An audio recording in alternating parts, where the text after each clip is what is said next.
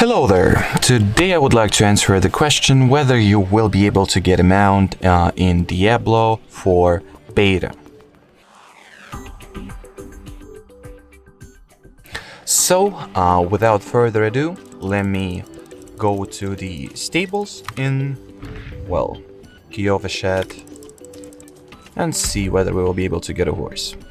And as you can see from here, unfortunately, the mounts at the beta version of Diablo 4 are not obtainable.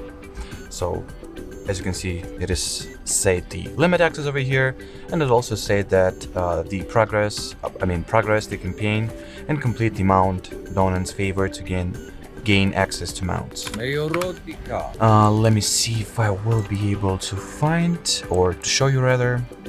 Yep, as you can see, all the areas and quests that will become available from level 25 are not